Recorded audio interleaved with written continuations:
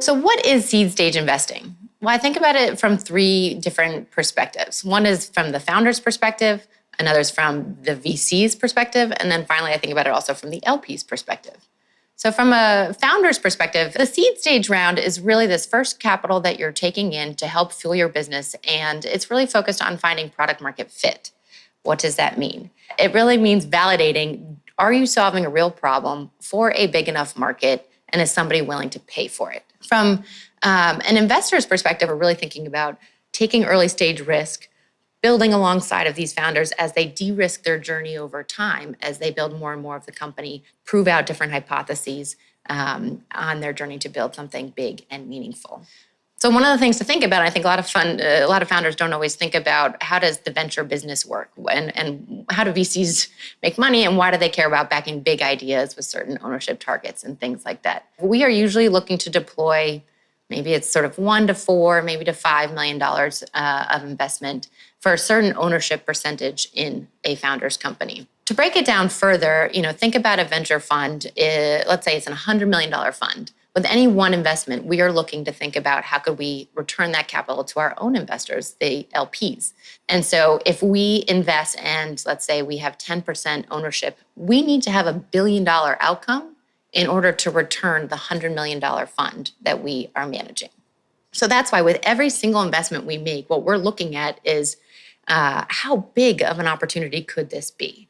And so the factors that we are evaluating, and we'll talk a little bit more about it later, but we're looking for an incredible team going after a really big opportunity in a unique way. So I think a common mistake that I often see is that everybody building a business, every entrepreneur out there thinks that they need venture capital.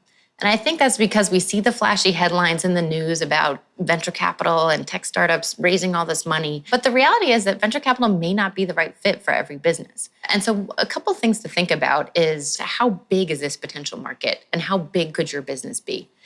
As VCs, we are looking for businesses that could be 100 million in revenue potentially, 200 million in revenue potentially, because that is how we see the outsized returns that we are looking for in order to make the venture model work.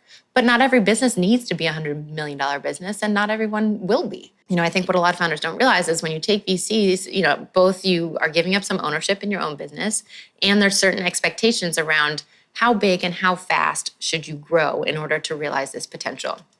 And so I often advise people to take some time to think about what's right for you and your business. You could build a $20 million, $30 million business and own 100% of it as an entrepreneur.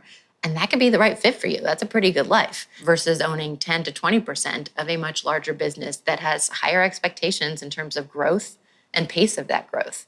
I think the other thing to think about if it's right for you is sort of what resources do you need to build that business? A lot of businesses can actually be built in a bootstrapped way and get to profitability, which can be a very effective way to grow and scale a business, and particularly in the earliest stages. Some of the best companies, Atlassian, amongst others, were bootstrapped for a long time and then only raised venture capital later in their experience after they'd found product market fit and gotten to a certain scale. So I think, it's important to think about what is right for you as a founder, and then what is right for your business, and what type of capital does it need to grow and achieve certain milestones at a certain pace. So as you're approaching your seed round or contemplating if you should raise a seed round, one of the things to think about is, what are the milestones that you want to achieve with this funding? If you've made the decision to take on venture capital and you think it's the right approach to building your business, what are the big hypotheses or pieces of your business that you want to prove out before you get to that next stage? So it's often a Series A, when you found your product market fit.